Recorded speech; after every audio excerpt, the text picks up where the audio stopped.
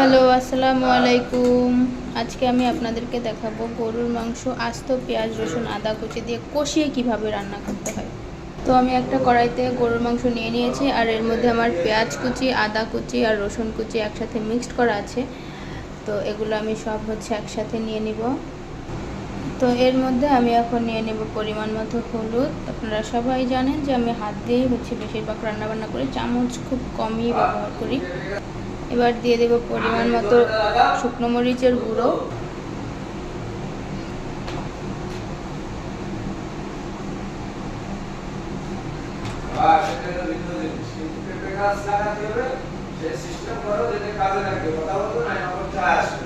আমি এখানে খুবই অল্প পরিমাণের জিরে ব্যবহার করব, আস্ত জিরেটা।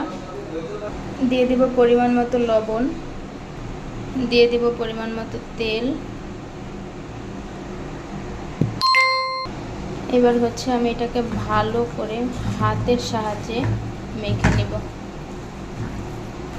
তো দেখুন আমি এটা ভালো করে হাতের সাহায্যে মেখে নিয়েছি।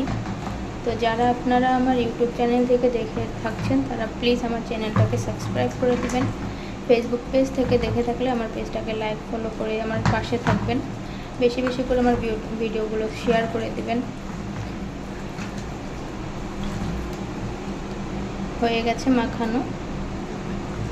তো আমি এখন এটার মধ্যে পরিমাণ মতো পানি দিয়ে দিব, কষানোর জন্য যেটুকু পানি প্রয়োজন আর কি। প্রথমে কষিয়ে নেব, সে কষানোর জন্য যেটুকু পানি প্রয়োজন।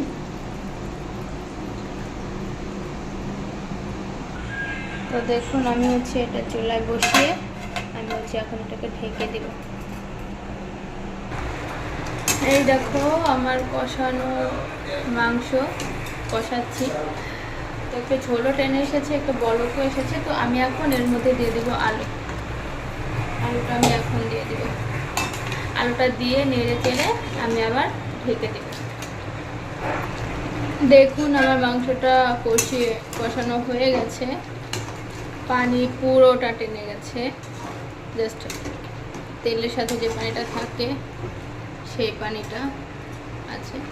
তো এখন আমি এর মধ্যে দিয়ে দেব ঝোলের পানি, পরিমাণ মতো ঝোলের পানি দিয়ে দেবেন। তো আমি এর মধ্যে পরিমাণ মতো ঝোলের পানিটা দিয়ে দিলাম। এখন আর এটাকে ঢাকবো না, এভাবেই বলক এসে পানি টেনে যা হয়, কারণ আমার কষানোতে আমার মাংসটা সেদ্ধ হয়ে গেছে। তো দেখুন এই তো এখন আমার গরুর গোশের ঝোলটা হয়ে